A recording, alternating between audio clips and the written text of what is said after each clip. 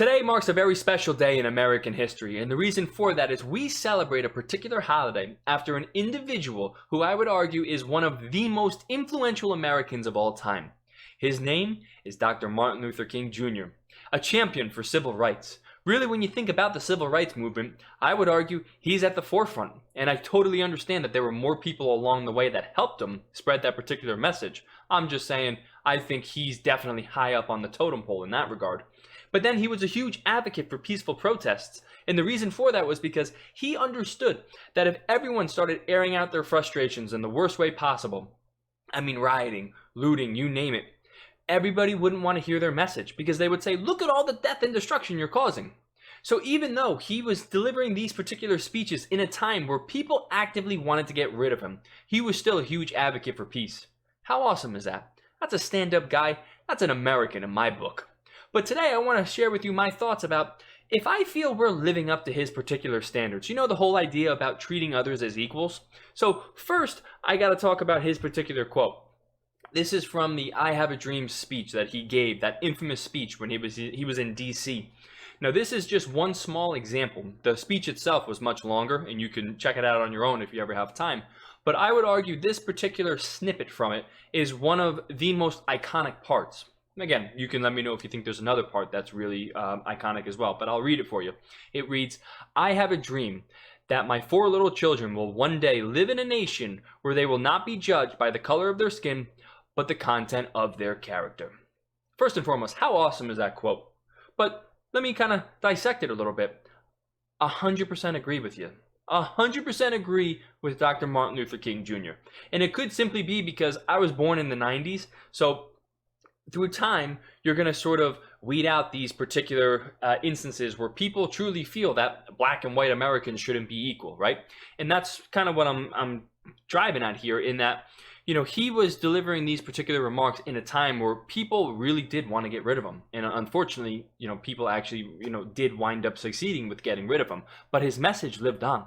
But in the early days of America, I will never deny that it sucked to be a black person. Right? If you came here, you were more than likely a slave, and then you had to go through the voting rights, the civil rights, right? The desegregation, getting rid of Jim Crow laws. I'm not denying, okay, that it absolutely sucked to be a black person in America years ago. But what I am absolutely arguing today is we are trying to do so much. Like, we've done so much in this particular country to try and even out these scales. I want you to imagine years ago, the scales were like this, totally slanted against black Americans. So we're doing our best. Like with any nation, right? Things don't just change overnight. It's progress. So we're doing our best to make the scales like this. But here's the issue. I think we're starting to make the scales turn like this. And I'm going to share with you a particular quote, okay? Or a definition, rather. And that is white privilege. And this is just a small example for, I think, like there's so many other ways you can put this. But the idea of white privilege is, hey, if you have white skin, you're at an inherent advantage as opposed to minorities, specifically black Americans. Could be economically, financially, intellectually.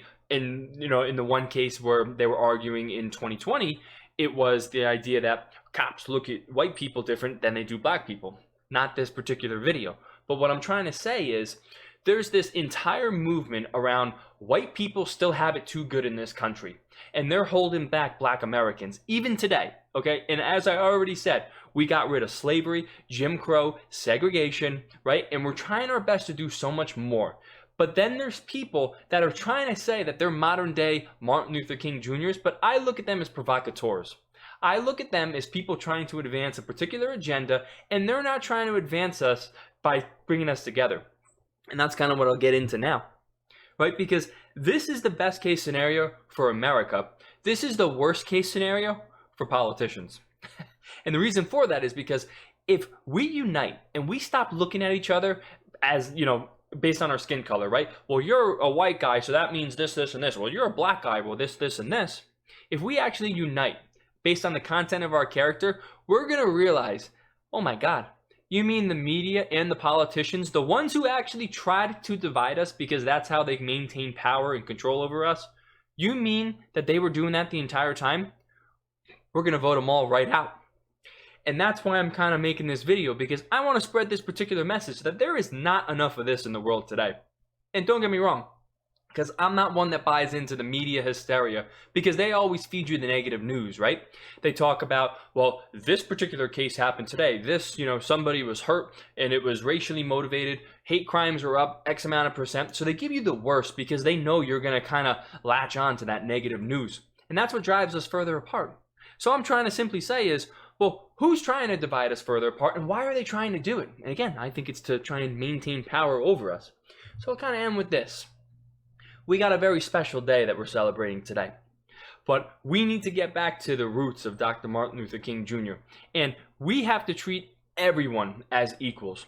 If we keep up with this particular, oh, well, you're white, so you have an inherent advantage and you need to do more, right? You sinned because you're the wrong skin color.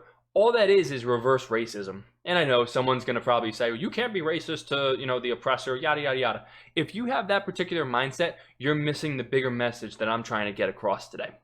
So let me know what you think. Do you feel we're still living up to MLK standards? Do you think we're getting further and further away from it and this country is going to be doomed because we're really on sort of a death spiral, if you will? Let me know your thoughts, because this is a topic I feel pretty strongly about, and I'm one that really wants to try and bring people together and make each other stop looking at each other as different because we have different skin color. But I appreciate you checking out the video, and I hope to see you again sometime soon.